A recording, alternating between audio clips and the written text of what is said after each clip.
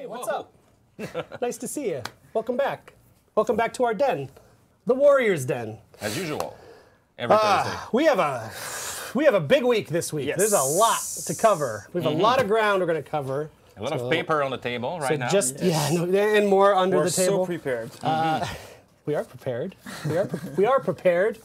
So FYI, here's what we're going to talk about on the show today, and then we'll dive into it. So as usual, we'll start with our news of the week, where crucial info is told to you up at the top.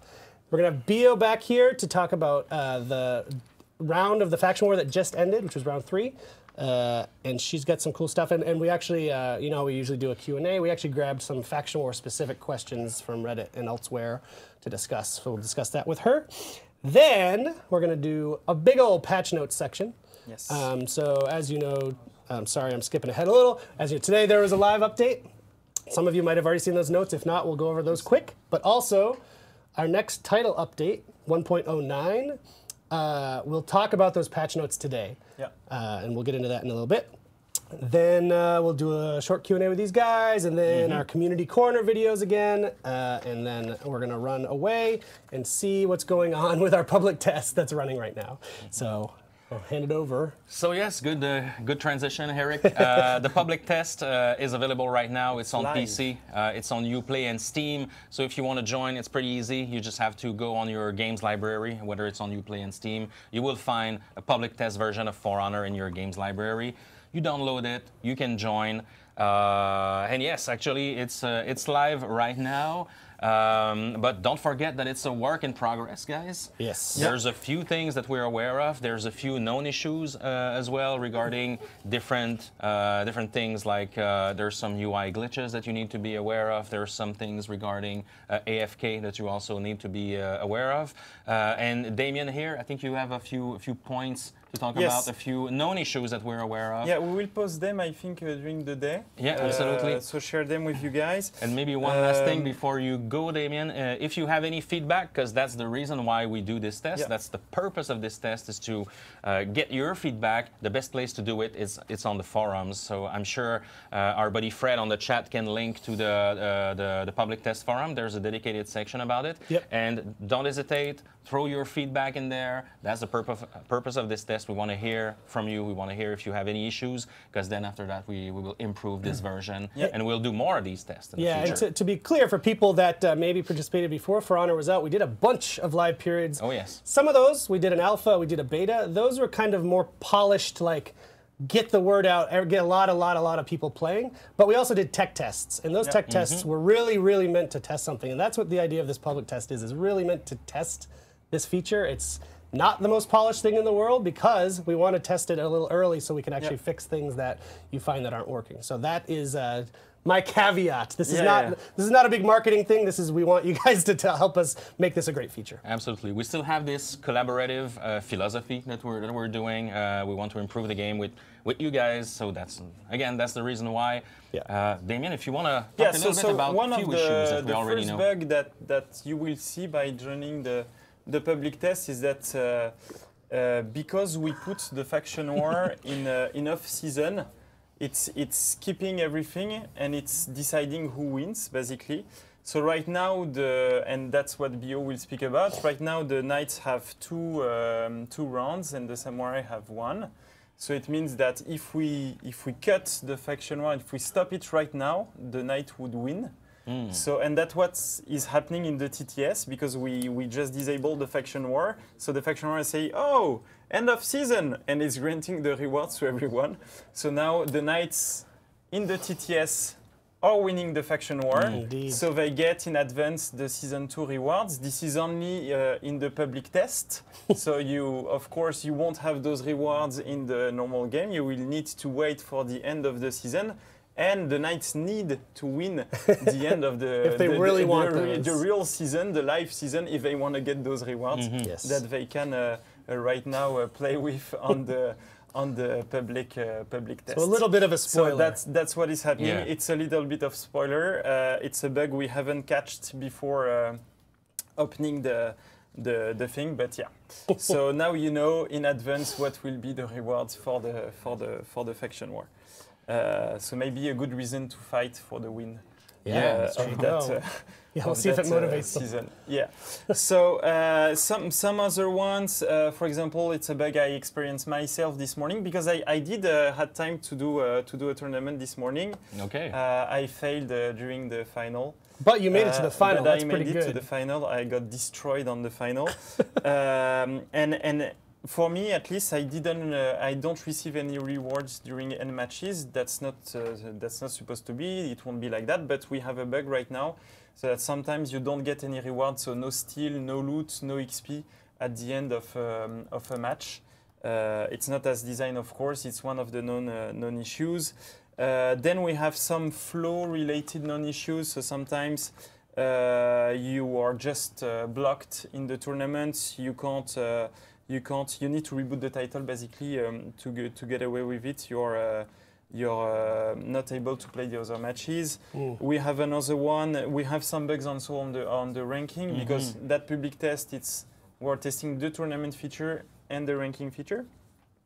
And so sometimes the ranking penalty received, you just see a percentage, you don't see the real value. So we have some UI glitches, as you were saying. Sometimes we have a black screen that appears after a match, things like that. So basically, we'll share the whole list with you guys, so that you're aware of them. If you find new bugs that are not on the list, please send those to us. That's why we do it, the public test. And also send us quality feedbacks, like what you dislike, and why, etc. And try to do as much of it on the public test forums that hopefully Fred Carmichael's linking you to right now. That's where we're going to be looking. I know a lot of you will do it on Reddit, and we'll try to grab as much as we can there, but we're really going to be looking to get it from the funnel on the public test forums. And in fact, there is you will start seeing on the public test some of the things we will speak about for the next patch, because some of the next patch content is already in the public test, but sometimes it's bugged. Right. So for example, the skill display on the face-off screen, we will explain it in a few minutes. That one is bugged, doesn't work in the public test. So yeah, as far as I understand it, so we've talked about our testing process before. So when we put together the public test build, it was on kind of the first candidate of our next title update. Yeah, yeah. So it wasn't the final version of the title update. So you'll see some of the new stuff already, which is kind of cool, but it's not final. It might be a little buggy. Exactly. So that's that. Exactly. The other thing I did want to mention about the public test, also about the forums, we put together a big FAQ. Yes. Because I've already seen a lot of the questions on Reddit, and a lot of them are answered on the FAQ. Again, that's on the forums. Like one in particular was about your player progress. Yeah. The data that we pulled for all of your profiles was on June 15th. So if you've done something in the last couple of weeks, you're not going to see it on the public test, but that's how it is. And also, as you hopefully know, you're not going to carry over your progress that you do in the public test back to your main profile. This is all a test environment. Yeah, but as you said, your actual progress from the live version is from June 15. Is exactly on the public test. Yes. Cool. So hit the FAQ if you have questions. We tried to answer as many as we can add to it too if we see more. Yes. Yes, this is a very good one. Question, Pascal. What a great director. Yeah. From Daddy J Flex Nuts. Daddy G Flex Nuts. Yeah, so it's something we wanted to say also that is part of the non-issue is that, yes, the emblems for the teams that you see in the public test are not the ones made by the community. Not yet. We haven't imported them yet. They'll be in the real... They will be in the real live version. Yeah. At least you can see what we've created. Yes. And you can see how decide if yours are cooler. How cooler it is, the ones you've made. So don't be hurt, Daddy G Flex Nuts. Yeah. Don't flex. Don't flex. It will be in. Yes. Good question, though. Sure. Thanks for flagging that. So while we have you, Damien, last week, I believe. Yeah. You did an update to matchmaking reputation? Yeah, so right now we changed a bit our approach for update for matchmaking. We update the matchmaking basically, and we see if it works or not, and then we speak about it. Because we had some surprises on matchmaking updates recently, and now we want to see how things are rolling before speaking about it. So we made live last week the reputation score in matchmaking, the thing we're talking about since month. So now we use the reputation score in matchmaking and not only your skill. So what is the reputation score? The reputation score is the addition of all the reputation levels you've reached Tell with these all guys. your heroes. Yeah. It's that camera. Oh yeah. I'm looking into The single shot. And in fact, how it works in backend, it's like we add all the levels of all your heroes. So it's a bit more granular than the reputation score, but we display only the reputation score. But what we use is the addition of all the levels of all your heroes, and we matchmake you on that also. This is mostly useful for newcomers because they will be matchmake with other newcomers. Where the skill doesn't really matter because you don't have a good skill yet, because we don't know what's your skill yet. But it will also be used for everyone. So basically, we're trying to find everybody that has the same reputation score as you in a range. So it's a range of 40 hero levels. And based on that, then we look at the skill. So just as a super basic example, if I have 4 characters that are rep 1, I have a rep 4. Yeah, exactly. Okay. And we will look for other players that have a rep 4, 5, or 3. And we look at the skill at the same time, and then we relax. We don't care about the reputation score anymore, and we focus on the skill. Cool. Basically, what we've noticed that the skill is the most valuable parameter when you've played a lot. The reputation score doesn't really matter. In the end, but for newcomers, it's the reputation score that matters the most. So we use both of best worlds right now in the matchmaking. Tell us what you think about it, if you think it works, if you think it improves your experience. Or tell your friends who haven't played yet. If you have friends that come into the game, what's their experience, Yes. etc. We'd like to know about it. Yes, I have an assumption that a lot of the people watching right now are pretty high level. So yeah, tell your friends if they were a little worried about jumping into the matchmaking, it should be a little easier on them now. Yeah, so that's a big update. Super happy to have it in. And the join in progress in Enflow, we're still monitoring it. You know, we reactivated it and we deactivated the team shuffling to see if the bugs was related to that. The bug is related to that. We don't have the bug anymore without the team shuffling on. So it's a confirmation of what we thought. For the month, we plan to leave it without team shuffling, but with join in progress in Enflow. Tell us what you think. Tell us if you want to, if you prefer the other way around, and tell us also if you have a better experience overall, if you're doing more rematches, or if in the end everybody quits, so it doesn't change anything. Because we know it might bring some edge cases, some other bugs where people try to join a session, but people left, so the session is not alive anymore, etc. So we have some edge cases. We think it's worth it to keep it with the edge cases, but tell us what you think. If you share that assumption with us or not, we can deactivate it if people think it's worse as it is right now. While we have the camera on you, can you look into it and say data? Data. Say it again, Damien. Data. While looking through my soul. I'm going to see that in my nightmares. Yeah. And I wanted to use that word on that great. show. I don't know when, but I will use it again. Oh, I'm sure you will. Yeah. So a question from Puke Brain. Good question. Puke Brain. So right now we don't plan to separate rank and tournament. It goes together. That's also one of the things we test. It has been designed like that. So you need to go through the. So the question was, will there be a 1v1 ranked mode without any type of tournament format? Right. For the moment, no. It's something we might be able to do in the future, but for the moment it goes together. It has been designed together. So you need to go to play tournaments to be ranked with 1v1. Cool.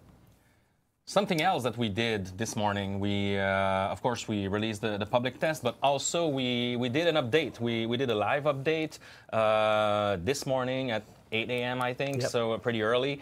You will find the details on the forums, on Reddit as well. It's I mean, it's pretty much about the Centurion. Yes, and I think Roman will go back on it during the show. We'll go a little bit later. We'll talk a little bit more about what did we change, but we changed a few things about the jab, about the throw, about heavy attacks, a lot of different little things that we tweaked on the Centurion. So make sure to stay tuned until Big Daddy Roman. Big Daddy Roman's part coming up next. Yes, he's here. Spoilers.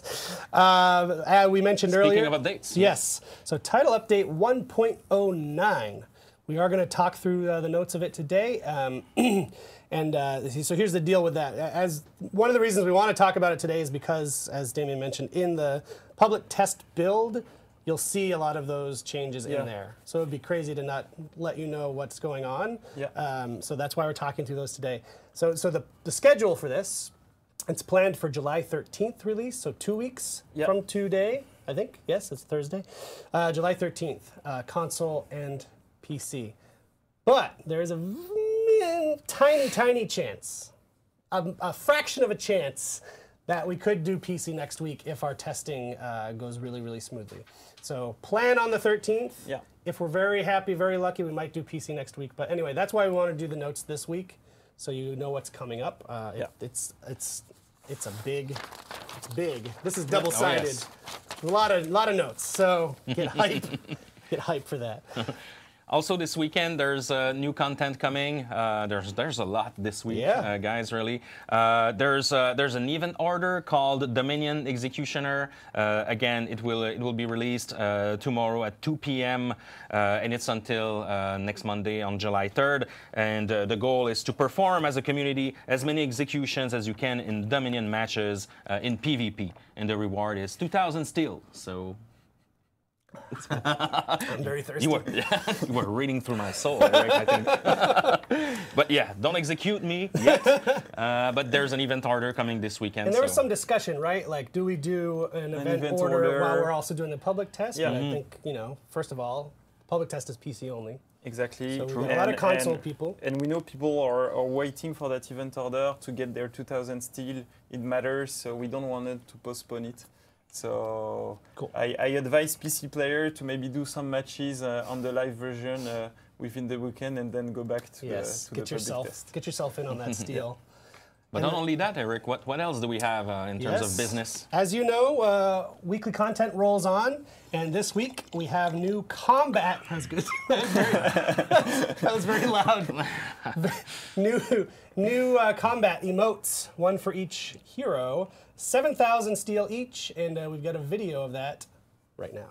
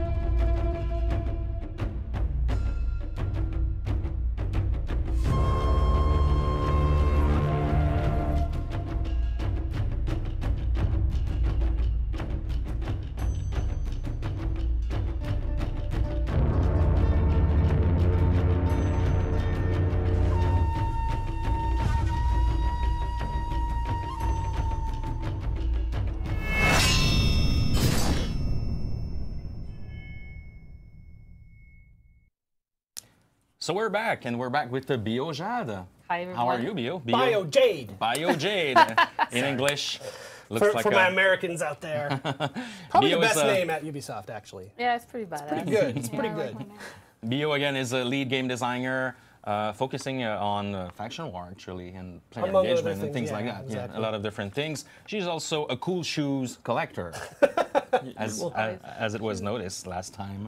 So we had the end of a round this week with the faction war. It was pretty tight, actually. Yeah. All factions conquered 23 territories, so it was pretty exciting. Well, at the end of it, with the tiebreaker of the war assets, it's actually 24 for knights, 22 for Vikings, and 23 for samurais. Ooh, so close. Oh, yeah. It was really, really close. And it's crazy because that round, the samurai actually won all of the territories they could have won. They went from 16 to 23, so they do the best they could. But the best thing with that round is really the last territory update was all about strategy. Ooh. So all the samurai, they were very offensive. They dispatched 66% of their assets in attack, which was the only thing to do because they had so few territories.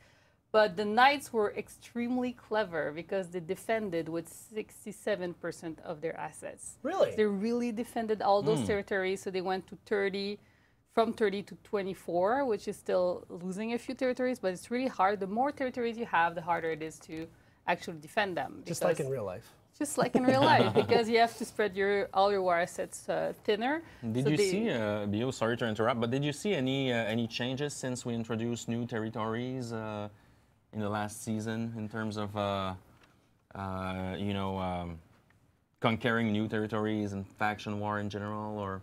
Did it change any Well, of the dynamic? of course, as soon as a front is on the territories where there's a bit more of it, because it's all about the fronts, basically.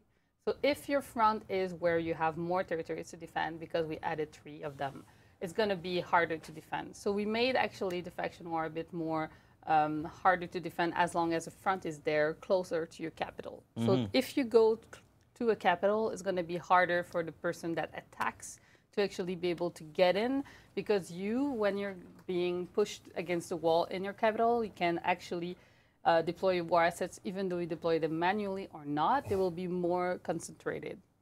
So it changes the way that the people can actually defend their territories easier, and it's harder to actually go up to the capital of the other factions. All right, cool. So you sort of said it real quickly, but did you say, so it was actually a tiebreaker that is what decided it? The amount of war assets at the end broke it so that the Knight were 24. So because they all had the same amount of territories, then it goes to a tiebreaker? No, actually, at the end, it didn't go to a Oh, tiebreaker. it didn't? Okay, Yeah. sorry, I misunderstood. Because we broke the war assets at the end, and it was 24 for the Knights. Gotcha. Okay. It was really, really close, though. Come on, Vikings. What's going on this season, Yeah. guys? Come on. Yeah, if we want to win the faction war this season and get the rewards you can see in the public test, Yes, a little preview. I really like the emblem outline, by the way. I would like to have it, Yeah. so we need to win the 3 next rounds. Still possible. It's possible. Still possible. Gotta get up of our asses and play like Vikings and win. Cool. So what else did you see going on? Well, I saw a lot of activity in the Knight faction. It's very cool to see how they were dedicated this round. Actually, you can see they played more and more on while the more the round goes, the more the Knight were implicated. So they dispatch way more war assets by the end of the round. So they really know when it matters to actually be active and to know when to coordinate themselves. So really what comes through this season is the implication of the Knight faction and how they really do strategically deploy their war assets. It makes a very big difference. At the same time as last one, lots of manual deployment and lots of focus on defense. It really helps when they have a lot of territories. So really it's crystallizing about the fact that the more you're strategic about, do I defend, do I attack, I have to deploy manually, I have to deploy on the same front that I play, it makes a difference. Yeah. So speaking of that, you were actually contacted, right? Yes. By a group, am I getting the group name right? The Knight Organization of the Holy Sepulchre. Oh, Reached out to Bio. Intense. It's very intense. Very intense. I'd like to be a They're member of that. well I don't know if we organized. could even qualify. Yeah, It sounds probably very not. intense. Well, I'm not a knight, so That's true. We're all they told me if I switch, I could, but I won't. So first off, what's their story? What's their deal? Well, they are an organization and they try to actually coordinate and find the best places to attack. They do some tournaments. They have squads. They're really well That's organized. awesome. Yeah, they have tacticians telling them, okay, let's focus on that territory, that territory. I think they have groups per time zone or something Yes, like they have that. 3 Oh. groups per Yeah. time zone. They're So all it's around the clock. really something. It's really something. Wow. It's great. It's great to see people involved like that. And I was like, holy. Yeah. So I had to take their questions here to the Warriors then because they're very specific and good questions. So, actually. like I mentioned, we were going to do a little Q&A based on Faction Wars from these folks and actually from someone else in a minute. So, okay, their first question. How are zones divided between the dual Dominion deathmatch fronts? It often seems to be attempting to, a split between the Knights Samurai, Knights Vikings, Vikings Samurai fronts, but it often deviates. So it's all about where the territories of two factions touch each other. So that's what we call the fronts. And the game modes that are associated to it rotate every territory updates. The reason for us to rotate them is because some players prefer one on the other, and we wanted to make sure that they could play a mode that they like and still have the bonus of deploying on the same front that they play. This makes sense.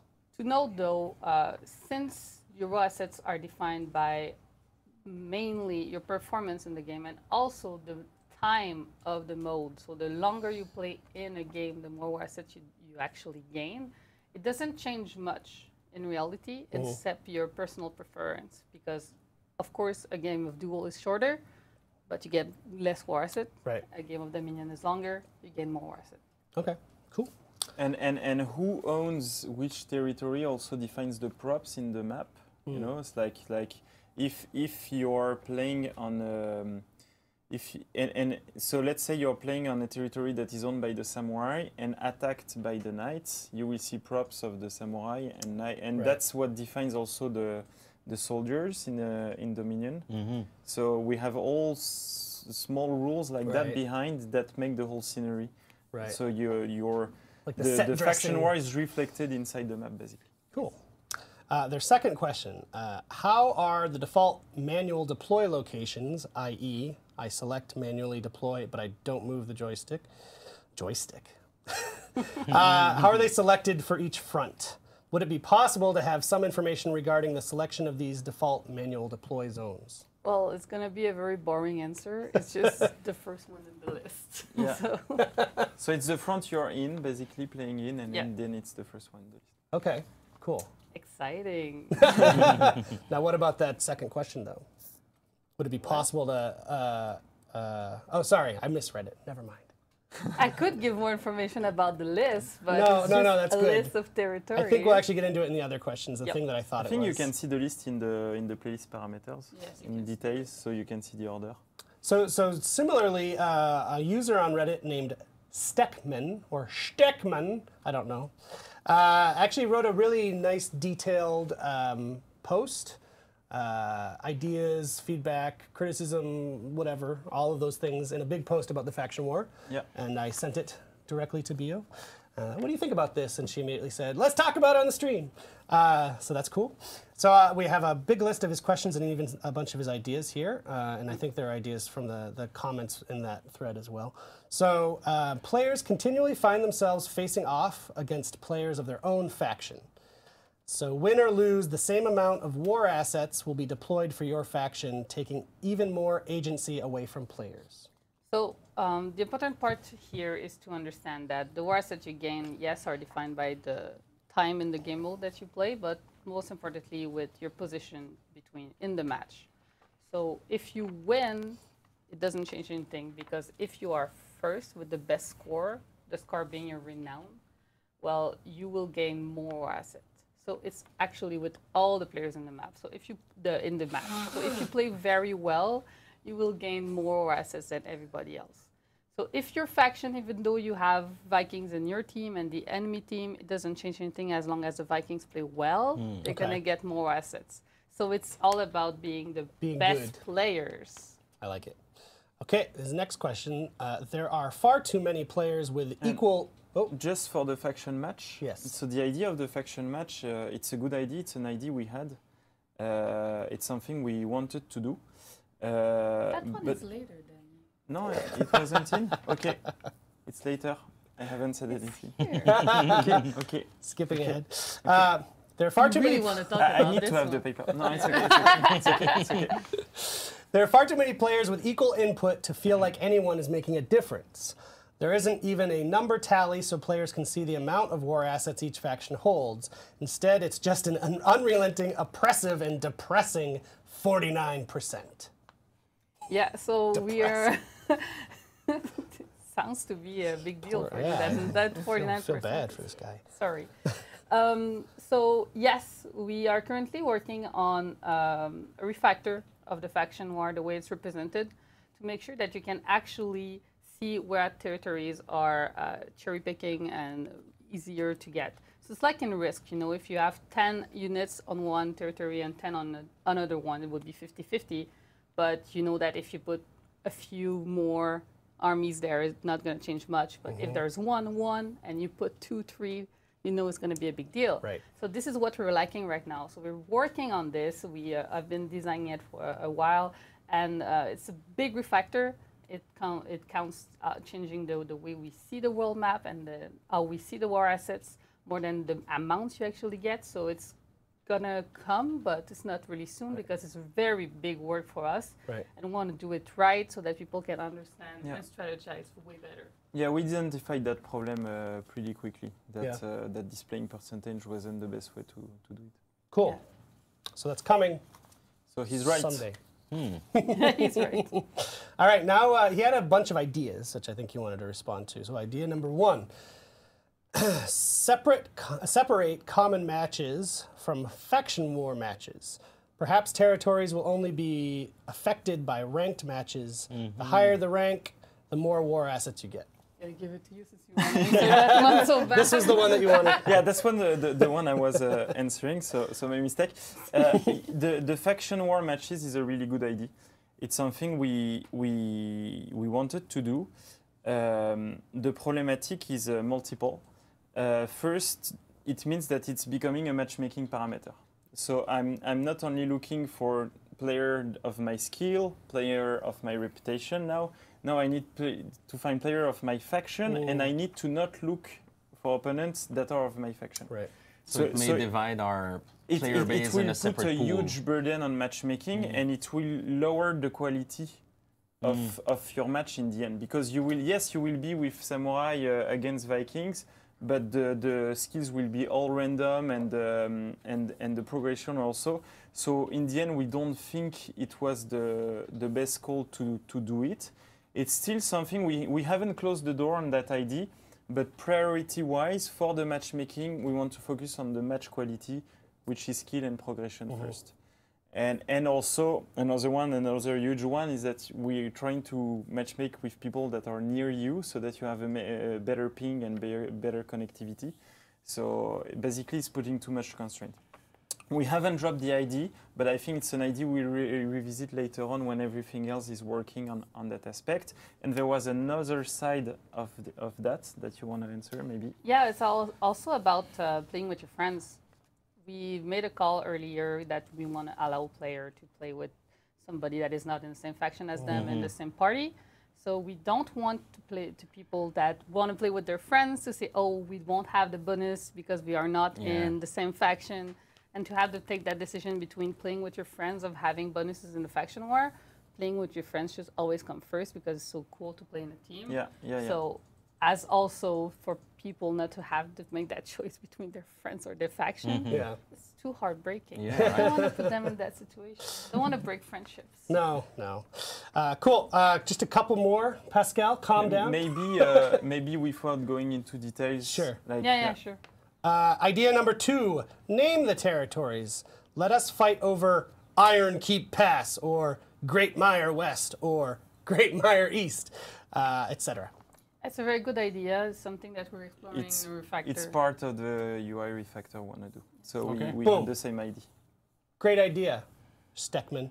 Idea number 3, give war asset bonuses for playing as characters from your faction. I think this is the easiest and most realistic one to implement. Is that true?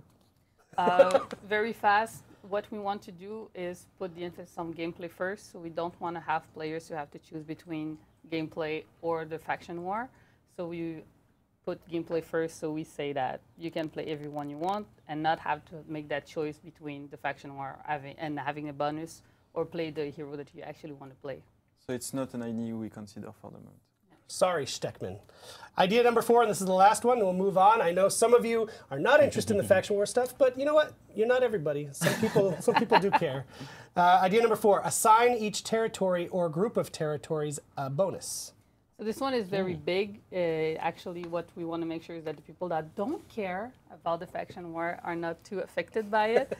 But we're interested in the idea, exploring it in our refactor, but it's very big. So Cool. Great. Thank you as always, Beal. We'll have you back in 2 more weeks. And I think we're going to exit on our Watch the War video series that's done by the UB blog folks. So let's dive in to Watch the War, and thank you again. Thank you very much, Bio. Season 2 of the For Honor faction war is in full swing, as the Knights and the Samurai have taken a round apiece, heading into this, the third of 5 rounds. Can the Vikings rekindle the fire that led them to victory last season? Or has the cold of Valkenheim seeped into their bones, their blades, and their hearts? Let's see who steals their steel to seal victory in round 3. I'm your host, Chris Waters. Welcome to Watch the War. There was a sense of deja vu early this round as the Knight faction struggled out of the gate, falling to just 14 territories by turn 5. But they reasserted control of their realm and pushed into Samurai territory, gaining 11 territories in just 3 turns. And it was wardens like Poyopoke that made it happen. Faced with a low health 1v2, Poyo pulls out the double kill, even as his team falls into breaking, and he's the only one left standing. His team recovers, but he faces another 1v2 against the remaining 2 enemies. 2 enemies are great for filling that revenge meter though, and no sooner does Poyopoke fill up on revenge than he unleashes it to snuff out the shinobi. The last opponent didn't even stand a chance because by that time, Poyo was on fire! In the video game basketball sense, and then in the literal sense. The Vikings showed some life early in turn 9, winning the Battle of the Isolated Territories by keeping theirs and snatching 3 away from their enemies through smart deployment of war assets. Sometimes being smart about your position can tip the scales, as it did for Frostwolf 222, when he put 3 enemies into the bin with his Valkyrie skills. He finished off the 4th one shortly after, and you just know you're doing a good job when even the trees are frickin' stoked. Oh, damn. In turn 20, the Knights' territory count spiked to its highest level thus far, as they vied for dominance with the Samurai, squeezing the Vikings back to their lands in the north. Many a good offense is fueled by a strong defense, a point illustrated by Johnny L. Red as he takes this point from 2 swing-happy enemies. Blow after blow after blow just clang off his Conqueror's shield, and you can just sense that his foes are getting plumb tuckered out, which is bad to do, because then you die. Anytime one faction controls more turf than the other 2 combined, you know something's going right for them. One look at the map in turn 23, and it's clear that the Samurai are working the same kind of magic that led them to victory in round 2. I'm not going to say that Sai Minion used actual magic to turn the tides of what was looking like a pretty fierce 2-on-1 beatdown, but at the end of the video there are 3 dead enemies, 1 alive Sai Minion, and a bunch of black smoke serpents conjured from an eldritch dimension beyond the reach of mortals. So you do the math magic. When the final tally came in, it was the Knights, who stood victorious once again, winning their 2nd round and striding into the lead. Looks like they've got the wind at their backs this season, and the Vikings and Samurai are reaping the whirlwind. Kind of like the 2 Orochi and 1 Warlord that try to take down this Lawbringer in this skirmish match. Believe it or not, it does not work out for those 3. Not one bit. Ha! Ain't that something?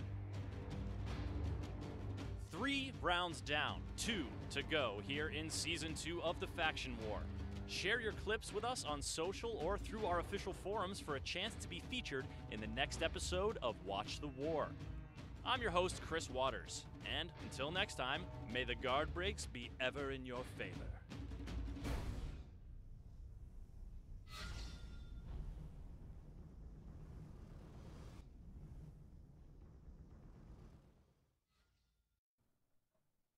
We're back. Hey.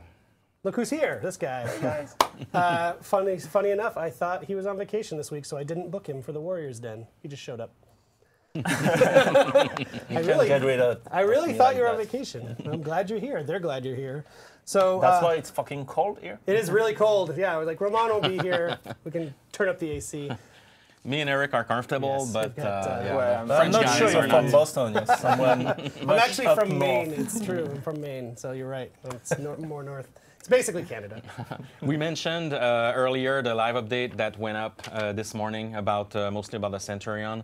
Roman, could you tell us a little bit more about this this update? So you also the patch notes. So I'm not gonna go back into detail in it, but basically it's a 2-step update for the Centurion. There is that first update where we address some bug, make some fix at tracking and things like that. And then we'll with season 3, with the release of season 3, sorry, we can do it before. We'll address the ganking of 2 Centurion. Basically, every time you pin somebody, it does a slave clip, and so we're doing something where you won't be able to stack those. There will be some diminishing return in it, so it won't affect dueling as a Centurion, and it will diminish his power in a ganking situation. So that takes a little bit more time, so that's why it will be released only with season 3. Okay. All right. But this is a first step. The Yes. live update. Cool. Well, we don't just have the live update to talk about. We've got this 12-pound stack of paper called the version 1.09 patch notes. So we're not going to go line by line because that would take 3 hours. But we're going to go through it, yeah? Yep. Do you have your copy, Damien? Yeah, I've Okay, just highlighted making what sure. I want to speak about. Okay, just making sure. I'm prepared. So why don't you guys lead us through this? So let's start with some changes made to the fight. So first, in that live update, there is no balancing thing, but there is many other things. So there are bug first- fixes, though. There's Yeah, heroes. there's lot some of bug bug fix fixes on on heroes, but it's detail. It's like no shadow strike of the shinobi can hit external target, something like that. I'm not gonna go in detail. You will see them, but it's minor. Don't worry, minor we'll bug post fix. them. You'll get to see the full. So revenge. So another 2-part patch. We are revamping currently revenge. So with that patch, we will change a little bit the way you gain revenge. And the next update will be in season 3, where we will change a little bit the revenge state and the properties that it gives. So this is sort of 2-step, almost like our approach to the Centurion. This is a Yeah. first step to changing some of the revenge. So that first step, basically, so you will see there is a lot of changes in the way we calculate revenge. The main thing is previously we only had one formula to calculate revenge, and it was flow. So basically, whether it was 2 guys on you or 4 guys on you, it was going at the same speed. So we had to make it go really fast in order for you to survive against 4 guys, but then against 2 guys, it was going too fast, etc. yeah. There was also issues where we are dueling, and I kill you, and just after I kill you, Emil shows up, and I'm considered in 2v1 situation because the damage that we exchange had a 10-second lifespan. So that's was why too sometimes fast. Emil showed up, I make 1 block and boom, revenge, and you would go like, hey, it's bullshit. I'm dueling you, I attack once, and you go to revenge. What happened? So that was the kind of issue we're having with revenge. So we completely revamped the way we calculate revenge. Now we have different formulas based on 1v1, 1v2, 1v3, 1v4, etc.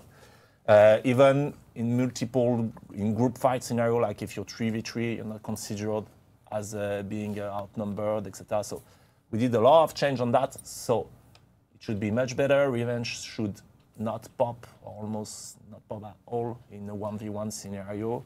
It should go slower in 1v2 and 1v3. It should go as fast as today in 1v4. So it's an overall big change on revenge.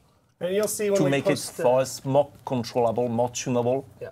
So and we will still Gives be us able more to levers adapt. to pull. Exactly, and so we'll still be able to adapt it a little bit more in the future. So when we post the full notes, you'll see it's almost 3 pages of detail about that. So if you have questions, hold off until we Yes. post, and then hopefully that answers them. And then if you have For questions, example, damage over time used to make revenge go faster. No, it won't be the case anymore.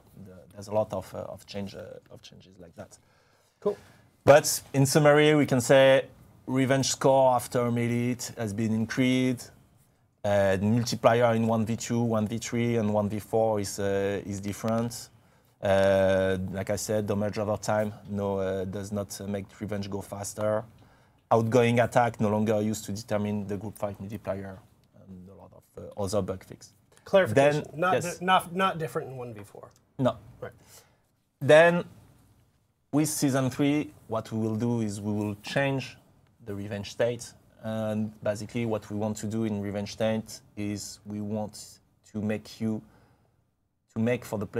have the player survive more, especially against crowd control ability. So you will have better crowd control abilities when you're in revenge. So basically, now we try to remove, and I think we did, remove all the abuse around revenge, around cheesing the system and having revenge go faster, or being almost always in revenge, or as soon as there's a good fight, everybody is in revenge, etc.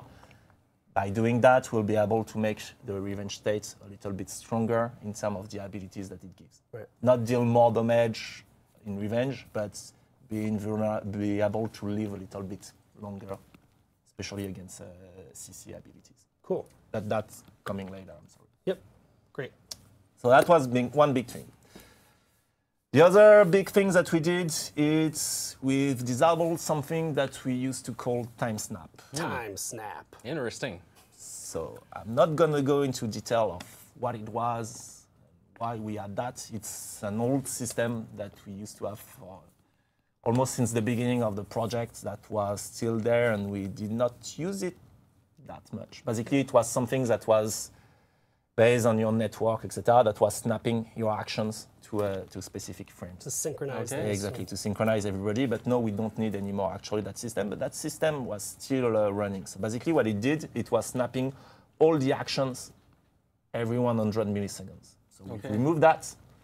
So there should not be a dramatic impact on everything. But overall, the game should feel a little bit more reactive, because in some cases, time snap could trigger up to 2 frames of delay, because the frame is 33 milliseconds. So basically, if you did your input just after a time snap moment, then you would have to wait 2 other frames in order to have your action be actually registered. So that's going to improve the. We shouldn't the see a overall difference, reactivity. and if we see a difference, it should be better. Exactly. But I'm sure you'll let us know. Some players. Oh, yeah, will I'm I'm sure. sure you'll let us know what you think. And basically, when you were lagging a little bit, that was even more visible. Oh, okay. Also, when you're in a situation where you have frame rate issue or network issues, that should be a little bit better, because on top of those lag, we were having that lag. So that's gone. Right. Also, we made some changes on the respawn state. So that's the first pass to help with spawn camping. Yes. Now, when you respawn, you will be invulnerable to guard break and melee attack for 4 seconds. So no more raider running at you. And As soon as you pop in, they push you exactly. off. You will be invulnerable to all of those things. Great. And it's a first step, while we're still looking at map geometry and maybe other rules. I still like the idea where you just get killed by arrows if you enter the enemy's spawn. I like that idea. Yes, might come at some point. So that's the bulk of the changes for the fight. And I say on Fighter, there is a lot of small bug fixes. Then another interesting thing on ladders. So we made a couple of changes on ladders. We've disabled stamina regeneration on ladder. And now also when you will hold the B button on Xbox or circle on the PS4 to slide down the ladder, it will force you in that state for 300 milliseconds. And the cost of 25 stamina has been moved from the ladder slide hit to the ladder slide attempt. So even if you are attempting to do it, no, it will cost you 25 stamina. Basically, we've put in place some rule to prevent people from cheesing ladder and preventing people to use those routes or camping inside the ladder, etc. We've seen all of that. Oh, yeah. That should be interesting. Cool. We've made some other tweaks that I won't get into detail. Fits. So we are still continuing to balance the fits, looking at how they're used by the players and how much they contribute or not to winning or losing. So some adjustments this week. So first, thick skin. We've added a 3-second cooldown when hit. So warning, the in-game description has not yet been updated, but that rule will be in. Flesh wound, same thing. We have added a 3-second cooldown on hit. Deadly, same thing. We've added a 3-second cooldown on when you are hitting an enemy. So That's mainly it for the fit. It's those balance, those fit that were always available when you were getting hit or where you were hitting the enemy. No, it's gonna only trigger once every 2 seconds. So if you're spamming the enemy or if you get spam, it's not stacking. Cool. You get the damage buff on the first hit and then every 3 seconds exactly. after. Cool. That's for deadly. It's my turn now. Damien's got something to say. Maybe you can continue before the next ones. Yeah, okay, let's do it in order. It's one thing I discussed about, I think a long time ago, two months ago on the stream, maybe 3 months ago. You know, when we split elimination and skirmish from the same playlist, and one of the reasons why we did that is because we had complaints about it, but also because when you were voting for the next map, you weren't really aware that you were changing the game mode. Ooh. And so it was creating many issues, and I said that we want to fix that first before rethinking to remerge some game modes, etc. So I'm not saying we're remerging game modes, but at least we've done the fixes on the map vote interface. Now you can clearly see when you are changing a mod as well and not only changing the map. Cool. So it's a fix I was waiting for a long time. It's there. Great. Another one we're discussing a lot in that Warriors Den. Yeah. We were waiting a lot for that one. And you can see it in the public test. Yes. But in the public test it's broken. So don't judge it. Don't believe what it's saying, but it's working on the UI side. So basically, we've updated the face-off screen, and we've decided to put more emphasis on what we were using in the matchmaking. So what parameter we were using to matchmake you, and put that on the forefront, and have on demand the other info we have today. So it's one of the things we are adding is that now we're displaying your skill compared to your teammates and compared to your opponents. So it's a relative skill. Basically, we're saying, oh, your skill is on par with your teammates, and your skill is slightly lower or lower than your opponents, or slightly higher than your opponents, etc. So you know beforehand. So it's a little bit granular. It's not just higher. Low. No, it's relative to your teammates and to your opponents. We don't want it to make to clutter the whole screen with that, but the information we give you is enough so that you know what we did in the matchmaking, and hopefully most of the match you will get will be match where you are on par with your teammates and on par with your opponents. But at least it's an info that you now have. So you will know in advance if your opponents are better than you or lower than you, etc. Okay. And one of the other things we're adding is we're displaying the reputation score of the player. So now we display, when you arrive on the face-off, the reputation score of the player. So it's the addition of all the reputation level you've reached with all your heroes, which is also a way so that you know that if you were matchmaked on that or not, or if you were matchmaked later. And it's also really helpful because now on the trigger, on the left trigger, you can display back, so now it's on demand, the hero gear rank and the hero reputation level. So this info is still available, it's just not by default. And so now you can know if somebody has picked their main hero, for example, or if somebody is trying a new hero. Yep. So you will see that, oh, his skill is on par with me, but he's picking a hero he haven't played much. So you won't have sometimes that situation where you see, oh, I'm facing a berserker that is level 1 while I'm reputation 12. Yeah, but maybe that guy is reputation 12 with all his other heroes, and something you weren't aware of. So now you have more information basically, and you will be more prepared, and you will have a better knowledge on who you will face. Cool. So yes, can't wait to see the feedbacks on that one. I'm just reading if I missed anything on that one. Yeah, so the skill is something we've said already, but I want to repeat how we calculate the skill. Skill is mostly based on your performance, also a bit if you win or lost the match, but it's your performance that you're doing in a match with a ratio, with a modifier based on if you win or lost the match.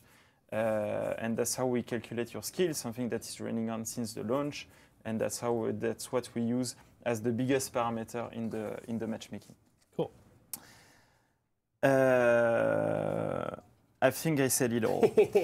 So, third big update, something we're already speaking about, that we shot a bit too soon. Yes. And past Warriors Then. The colorblind options were there in the next patch. Colorblind options. So you will be able to choose between the three different types of colorblindness that are protanopia, deuteranopia, and tritanopia. Okay. And it will be applied on the faction war, so the colors of the faction war, on the modes, the UI of the modes, and also the fight UI, of course. So it's not supported in story mode yet. So it's same thing as the V1, but it's the more important areas of the game that are patched right now, where you can select colorblind option. So I know it was a highly requested feature from those people. So we finally have it in the game. That's good news. The team colors, Yeah, team colors, team UI, etc. Great. Everything in multiplayer. Excellent. But not campaign yet. Sure. Another one that was requested by the community, in fact, I can't remember where it was. I think it was on the forums or Reddit, I can't remember. So you ask us basically, can we use the other emblems to customize our heroes and not only the main emblem I've selected for my profile. So now on the next patch, you will be able to use the 4 emblems and select different ones for different heroes if you want. Oh, that's cool. So you don't have to pick only your main one. So that means you could use a different emblem for different pieces of the same character's armor, yeah? You have only one space, emblem space per hero. You need to play more the game. But What game is this? I can show is you this our NBA game Jam? if you want.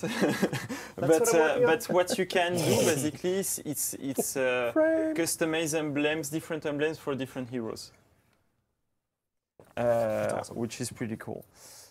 There is another highly requested feature on customization is the ornaments and the ornaments material. So now the ornaments, all ornaments will adapt their material to the helmet material, which was something highly requested. And in fact, I just want to tell people it's we don't actually have that in the patch notes that were Damien and I had to track down and double check that it's in there. Yeah, because so you won't see it in the notes, but it's in there. It's in there. Yeah. And it took you 4 months to do it?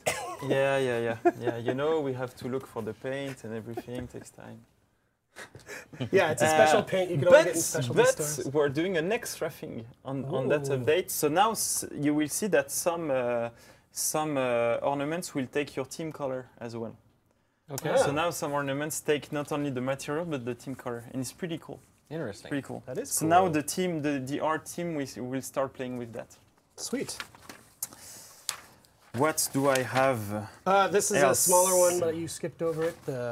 The option to use neutral color swatches. Yeah, that's a big one too. Yeah, Oh yeah. Big It's been requested a lot. request from the players like, Oh yes. why hell I can't use those all neutral colors that look like a defender or attacker color?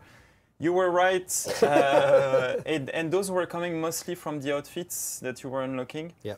They were only plugged on neutral, where they could also be plugged on attacker and defender color. We've done a pass on those, so now we will have much more colors. It's not all of them. It's not all of them, of course, but you will have more of those to customize your attacker or defender outfits. Sweet. Another pretty big update. It's the orders. I think you discussed it a little bit about it with Bio when we were at E3, if I remember. But I will go back to it in detail. So the team worked hard to basically rebalance the orders. We tried to do 3 things. So we looked at the data. And we saw that some orders took more time to be completed, but they were giving more rewards than orders that were easier to complete, etc. So we spent a lot of time and we streamlined everything, we rebalanced everything, all the orders works. for their rewards, so that they give rewards based on the effort you put in those and the time they take to be completed. We also redesigned them, so now you have orders with simpler objectives, and that's also easier to be stacked. So now it's easier to stack your order, to do a real strategy, so like to do all those orders at the same time. And also, we changed how we assign orders to banks, basically. So we have different groups of orders now, easy order, medium order, side order, daily order, etc. So that you don't have a day full of skirmish order, for example, or full of order that you have to do with an assassin, but you don't play assassin and you don't care, etc. So it's we're changing how we distribute basically the order every day, so that there is more variety, they are easier to stack, and the rewards they give is more based on the efforts you put into the game to complete them. So, and a caveat from that, so now you will see some orders that will give less steel or less XP, but overall we're giving the same amount of reward, even we're giving a little bit more XP than before, but it's just that we redistributed the rewards. So for example, on the 2 daily orders, the first one, the easiest one, will give you 300 steel and 200 XP, while before it was giving 400 steel and 300 XP. And that order will always be the same. It will be always the same every day, and it's complete 2 match of any game mode.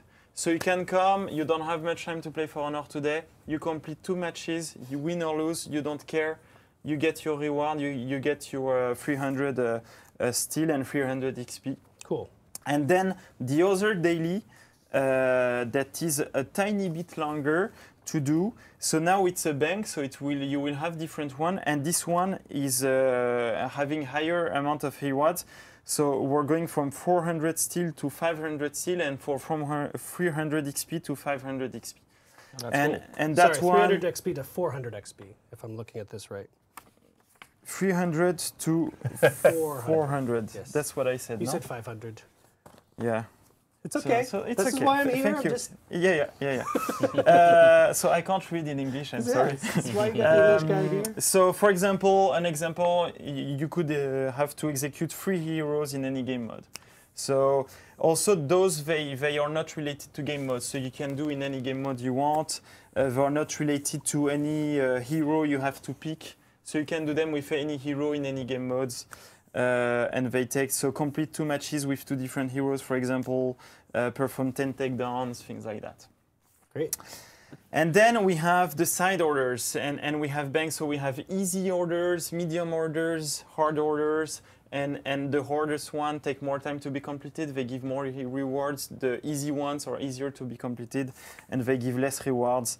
I won't go into the full-blown detail, but we rebalanced also the rewards on those, and so I can give you some example. For example, an easy order could be to capture 8 zones in Dominion matches, for example.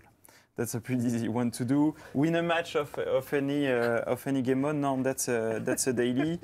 Perform 12 takedown in elimination with any hero, etc., etc. What do you have for hard ones? For hard ones, I have... So hard could be easy to do, but just long. So hard, it's only based on time. It's not only based on challenge.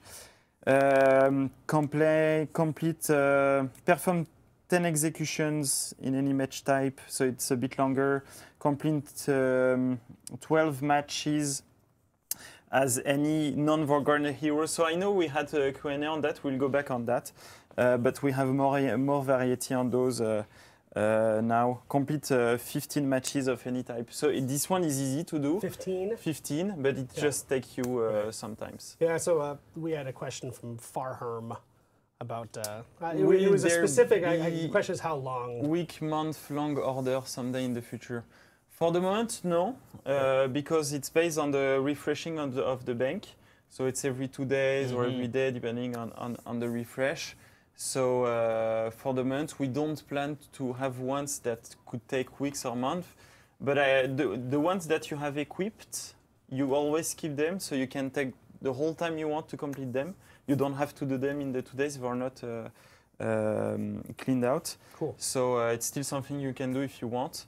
the longest orders that we have now are the community orders. The even orders that we do exactly, in the weekend. exactly. And we have some new ones on those too. So now we have some. So we will have more variety. It's also a request. Like we always use the same since we launched. So now we have more of those. We have new ones and ones that are not always based on the game mode.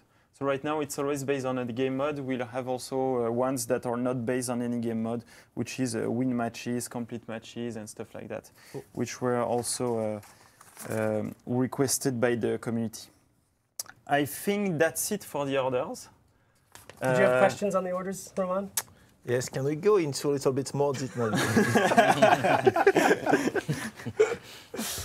Then, This is a good one. This is a good one. this is a good one too. Salvage. Salvage. Salvage. There was a lot of questions about Yeah, a that. lot of questions. What do I do with my What salvage? the Yes. fuck? I have way too many salvage. I want to spend those, and so now we're doing an update where you will have even more salvage. Okay. Okay. But you will have also more ways to spend them. So basically, we're merging the free salvage currencies. So you had a salvage for each faction. Right. So it means that, let's say I'm playing the Kensei, for example. As you do. As I do. Then I want to play another hero that is from another faction, the Valkyrie, for example. I can't use the salvage I got from playing my Kensei to use it to fast track my progression with the Valkyrie. So now it's something you will be able to do. We'll have only one salvage. It's shared per account.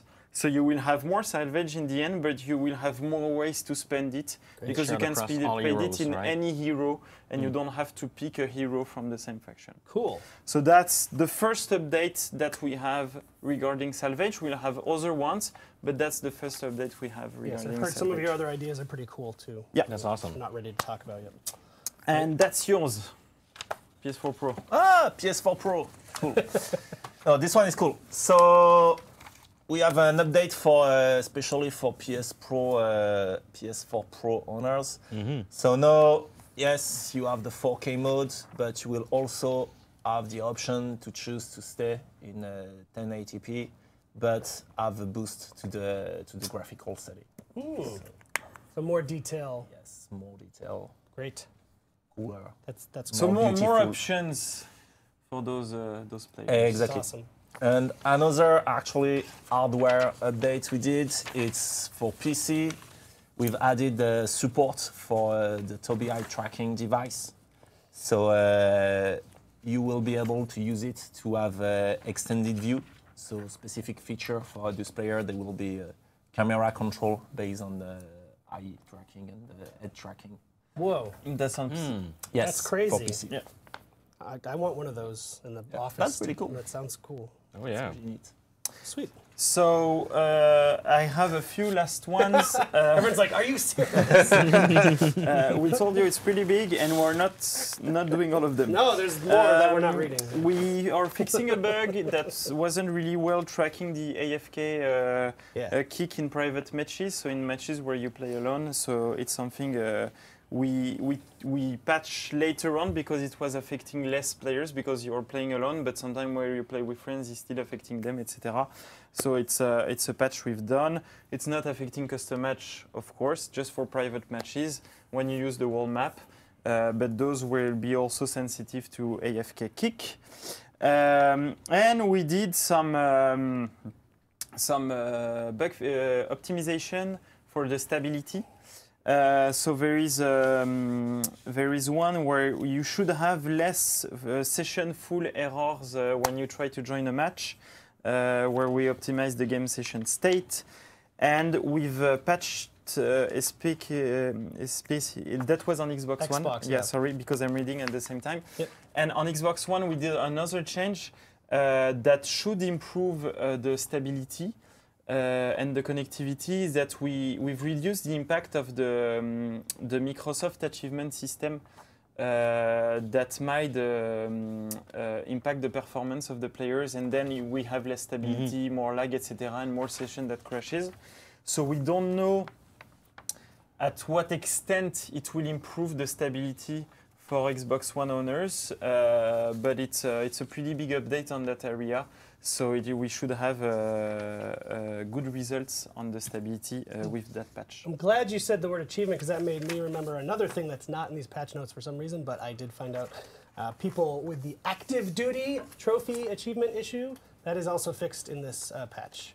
So I know that there's a small, very passionate number of folks out there that have had this trophy issue and they've wanted it fixed, so it's fixed in this update. Yeah, so that's the active duty trophy or achievement. So yeah, regarding stability, etc., it will be always like that. We'll continue doing patches like that, optimizations, to try to improve the state of the game.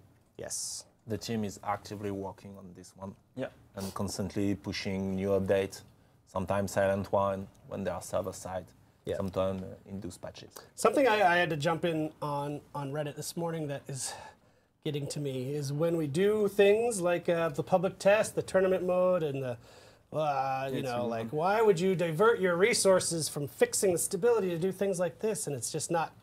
We have a full ass dev team here, like hundreds of people. So as you would expect in a dev team, they have different teams doing different things. We have our fight team, we have our map team, we have our net team. Yes, net team is very focused on stability things, connectivity things. But you know, the designers in the team building tournament mode are not the people that are going to do stability. And we might use public test to test that. You know, like public test is a test for the router system. It's also for that. So what I mean by that is that they love it when you say router. Router. We told him it's router, but he sticks with router. Router. it's like you should write it OYOW router. Now I need to think about that, and I will know how to say it. So yeah, we're also testing stability stuff for. I derailed you, didn't I? In a public test. I'm sorry. So routers. Yeah, the public test is, I mean, that's something maybe we have some questions about, but like, this is not a one-off that we're just doing for the dual tournament thing. Like, it's a tool that we want to use. Yeah. We'll use it for many different things. I think the defense meta is one of the big ones incoming that we want to do on the servers, for example. I've heard about the defensive meta. For example.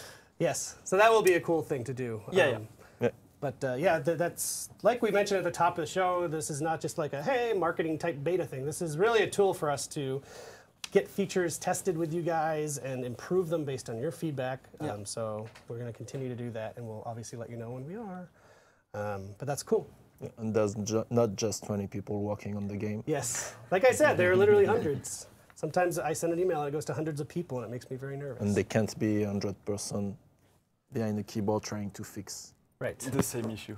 Yes, a level designer would not be able to do much to fix that.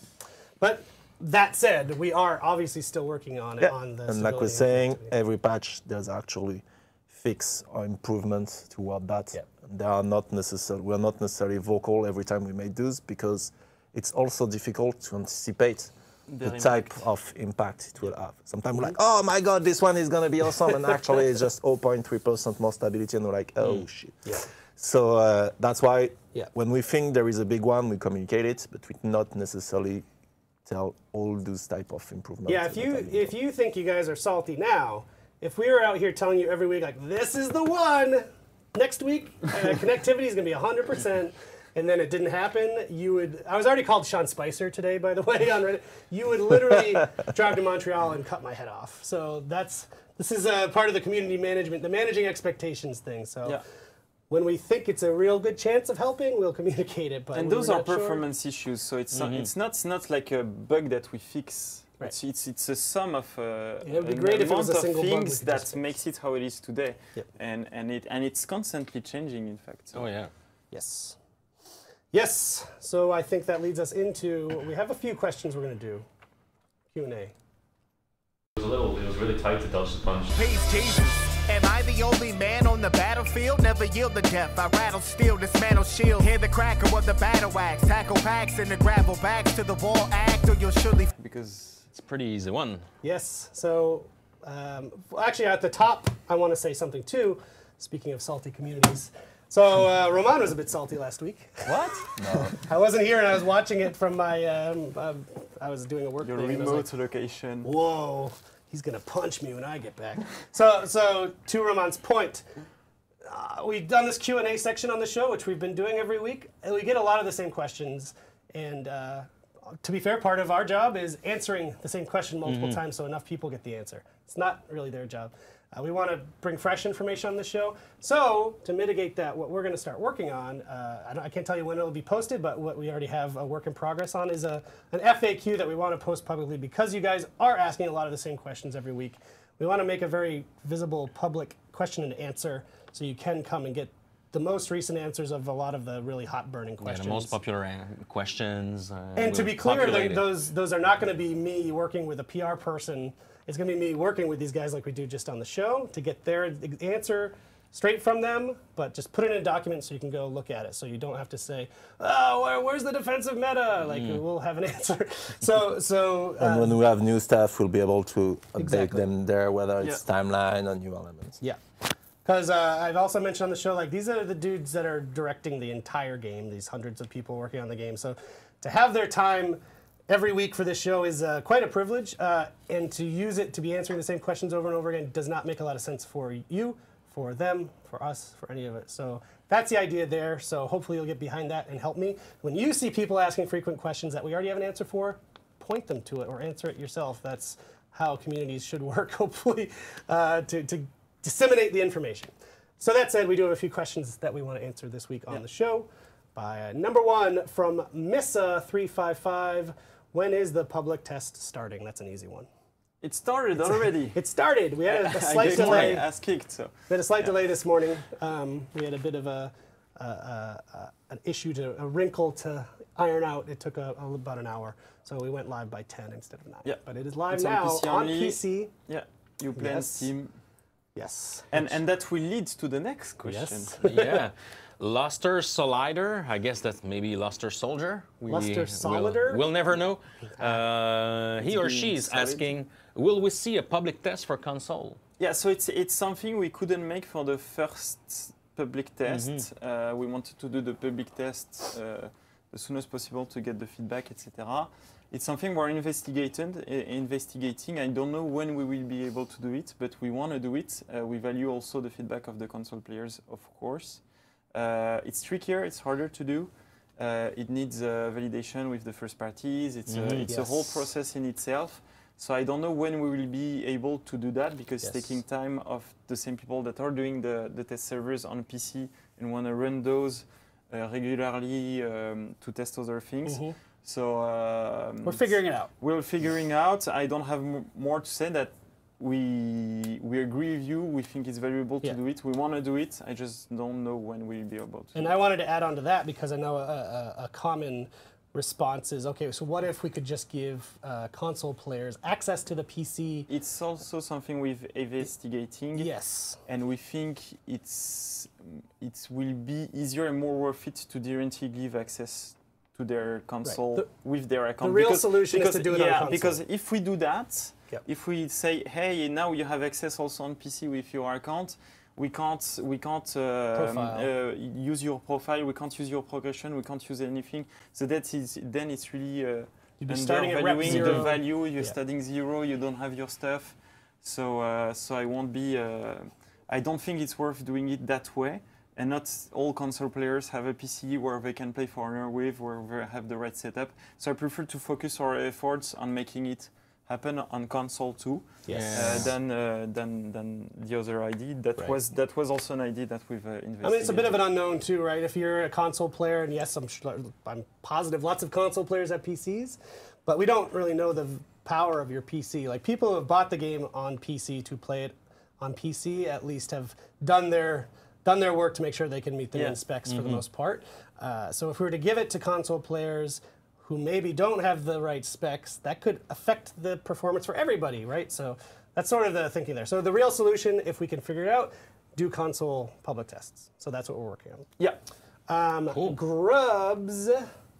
Grubs93 wants to know, is it possible to look into revenge being a little more useful against getting knocked down? So, like we said at the beginning of the show, yes, we are looking at this one. That will be part of the update of the revenge state going with Season 3. we want the revenge state to be better against crowd control, knockdowns, all the stuff. So, but that is coming August. Cool. Thank you, Roman Campos Oriola. And the last question. I don't know from who actually, but Sorry, this is my fault. I So there are lost two your name, ones. friend. okay. He will probably recognize himself. Are there any plans? Let's say it's from Pascal. Are there any plans to implement the public test past the upcoming rank test as an actual test server in which you can implement balance changes, like, for instance, your upcoming fix to the defensive meta? This will be very beneficial for our community as a whole and will promote communication between devs and community. Very good reading. Yeah, thank you very much. So That's it's an what we've interesting said question. already. Yeah. So the answer is yes, of course. It's our first public test, Yep. so we're also testing that, the process and everything. But yes, of course, we think it will become a very useful tool for us and for you guys. So we wanna use it as much as we can to test anything that makes sense, basically. Pascal, why did you erase the last Why question? did you raise the last question? I wanted to He's answer trying to that one. direct us, Yeah. and he wanted that one to be the last one. Fuck you, Pascal. Yeah, everyone in the chat say fuck you, Pascal. Please, no. Fuck you, Pascal. So yes, Master Safara wants to know, I will like to know if the devs can add buttons to allow for equipping 4 executions instead of just 2. So it's something we're investigating. We think it's a great idea. We're working on it. There is some memory challenges to do that because it's adding 2 more execution per hero, but it's also adding 2 more effects on top of that per hero, etc. So we're looking at that, more sound, etc., etc.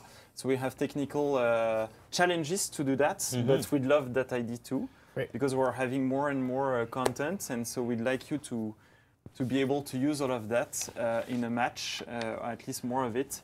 So it's something we're investigating and we'd like to do. So short answer, yes, no ETA. Right. Video loss. Oh, we're back. Oh. Someone stepped on a cable, I think. Okay, that's all we're going to do for questions now. Like I mentioned, we're going to work on a big FAQ to have a single place you can go to get your questions and answers. There was also, I don't know, it's a discussion we discussed, and I think we never usually discussed Roman who that does on this. the stream. But you know that some games, they display that when your opponents are playing on Wi-Fi because it matters on the connectivity quality. It's not something we do, but it's something I wanted to tell you. Like if you can play with a cable, it's better, much better experience. Wi-Fi bad. Oh, Do yes. it. So Yes. it's not something. Maybe we should put it in the FAQ or something to Yeah. improve your connectivity. But internet cables are way more better than Wi-Fi. Yeah. Because Wi-Fi then it depends on your quality of routers. Nice. yes. Sometimes they are bad. So Of the what? So you have a bad Wi-Fi.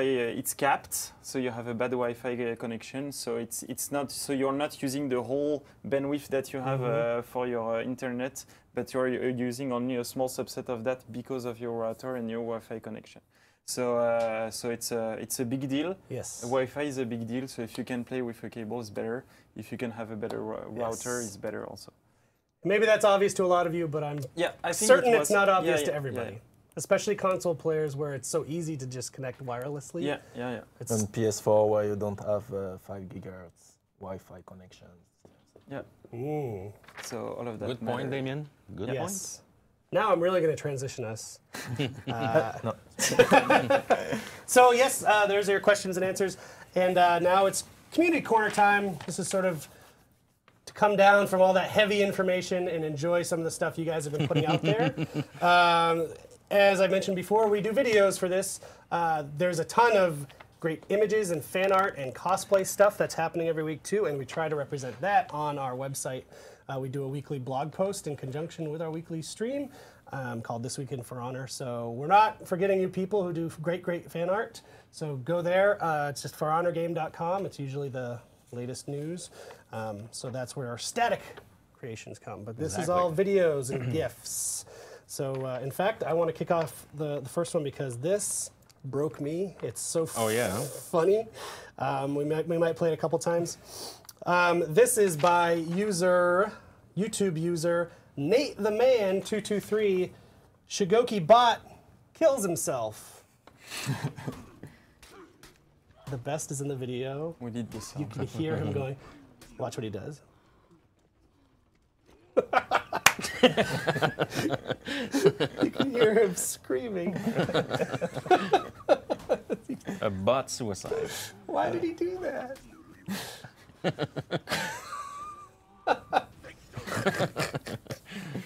I think he was too afraid of the player. Kills me. They have Was feelings. he trying to do it? Bots have feelings too. It's a really powerful AI. No, in the video you can hear him. He goes, ah! Okay. It's so good. So good. Second one now. This is called How to Bait a Samurai, and it's submitted by a Reddit user KinoBix. And this is a GIF, so we This is a can GIF, yeah. talk over it if we want. Oh man, this one. Oh, pretty beautiful GIF. Yeah. Yeah, GIF quality these days has come up. Oh, so good. It's a trap. And there he goes. Oh. I think we'll play it one more time. If you didn't get the exact moment by moment. Looking like he's just hanging out. I don't know why that guy... It was a bit of Yeah. Make sure there's nobody hidden behind. And this was great because this was on Reddit and someone responded to this baiting GIF with their own baiting GIF. This is How to Bait a Centurion by Drakon Leierhaas. This one is less epic, but still pretty good. That's nice. It's really nice. It's pretty good. Pretty nice. Yes. Really nice. From the same user, actually. Yes. It's called 10 out of 10. Good job, guys. You guard break. Again, by Drakon Leierhaas. It's just... I love it. He just comes around the corner. Should I help? No. No. These guys, these guys are gonna They have a moment together. They have something. Okay, this one actually, again, we won't have the benefit in the room because we don't have sound, but this is by Reddit user Tiff92, who's actually one of our moderators on the subreddit, and just proud of this guy because he keeps doing good creations. With Pretty video. active Twitter user as well. Good on Twitter. 28 Faints Later. It uses the soundtrack from 28 Days Later. This one's a video. It's a couple minutes long, so let's dive in.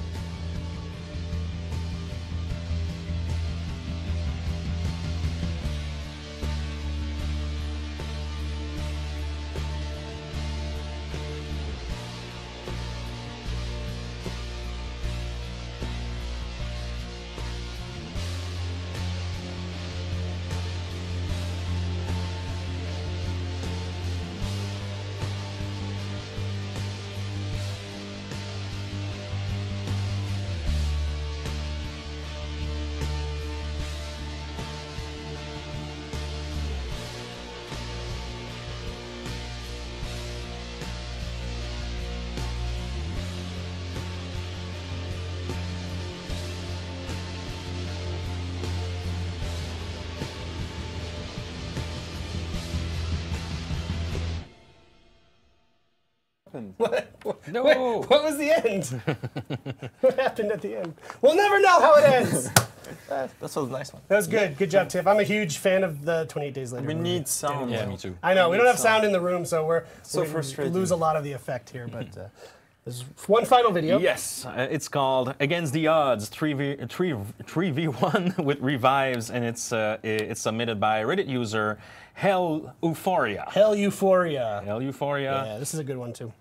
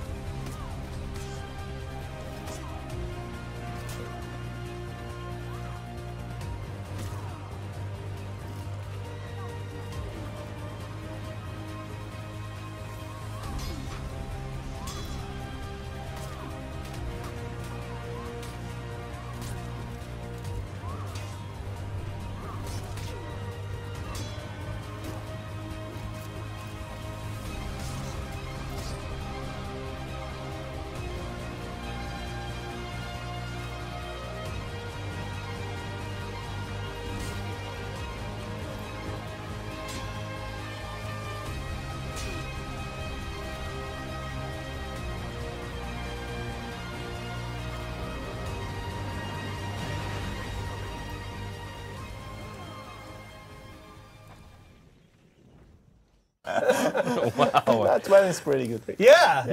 That was incredible. Pretty honorable, Kensei. Kensei's honorable, as Honorable Damien is very Kensei. proud of his Yeah. fellow Yeah. Kensei. Yeah. As does Ramon pointed out, it's a good thing we made the revive change, that you get a single revive, or that match could still be going on now, for all we know. Yeah.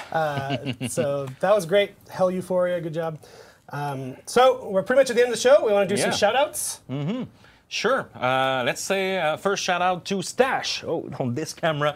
Thanks to Stash from France actually for doing surveys with the community and sending the results back to us. It's really appreciated. So big shout out to you, my Stash. We didn't actually cut to that camera. I know. Just fucking with you. Yeah. Yeah, thanks for the survey, Stash. That was super cool. As we've mentioned before, the For Honor Discord, our Reddit mods, Tiff, one of them. The competitive, For Honor competitive subreddit is super great too if you're looking to bone up on how to get better at the game. That's true. All the creators and artists who are making stuff, like we've showcased here. And Ramon had a shout out as well. Yeah, to Sophie Face, Aizari, and Cypher PK for contacting me directly with some fight exploits and not having them public. So that's pretty cool. Thank you, guys. Nice. Now, I know everyone's waiting for the raffle. There's one last thing. In fact, Emile has an announcement to make. I have a big announcement, guys. Maybe now we'll use this camera. I don't trust you. I don't trust them either. So, yeah, oh, now I'm back so I can look into your souls, guys. I have to announce with a little bit of sadness that it was my, my last stream on For Honor. Unfortunately, I've been transitioning to a new role and responsibilities for... So kind. Yeah, I've been transitioning for since a few weeks to a new role and responsibilities. I will still work at Ubisoft Montreal. I will still work on some community content, but a little bit more in the shadows. And yeah, I wanted to say thank you to you guys for your support. I've been on this game for almost 4 years. It's been an incredible ride. I have a lot of great memories. Meeting you all in person was great at E3, at PAX, at Gamescom, or even here at the community workshops. So it was incredible to meet you guys. And yeah, so thanks for your support. Thanks to the team as well. You guys are in good hands. These guys are awesome. The team here, as Eric said, in the past. That was cringe. There's still a lot of people working on this game, so don't give up. And yeah, thanks for your support, guys. We'll see you on the battleground, or I may pop here and there on the chat during this stream or on Reddit. And yeah, thanks again, guys. Thank you for your work. Bring it back to the main camera. Much. Bring it back. Thank yes, you, thank you, Emile. Yeah, so I joined, as some of you know, just not even a year and a half ago, and a little bit more. So he'd already done a lot of the groundwork for me to jump in and start working with the community as well. So thank you for all your hard work over the years. You're welcome. And in fact, we've got a special video. First of all, if people in the chat could give a little thank you to Emile, I think that would be appreciated. And, Thank you, Emile. Yes. Yes, thank you, Thanks, Emile. guys. And thanks, Damien. Fred, you can hit the raffle once we start rolling this video. And thank you, Emile, again. C'est bon, ok, j'ai compris, Emile. C'est bon. On repasse ça. C'est bon. Adieu, mon amour. It's time for me to go to a place called somewhere.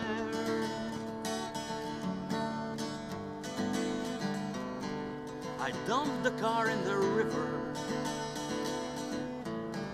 I burned down the house.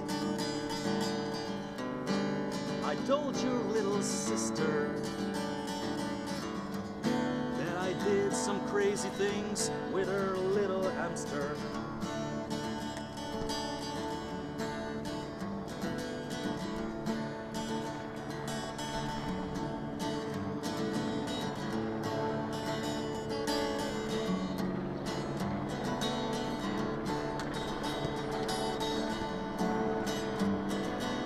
Adieu, mon amour.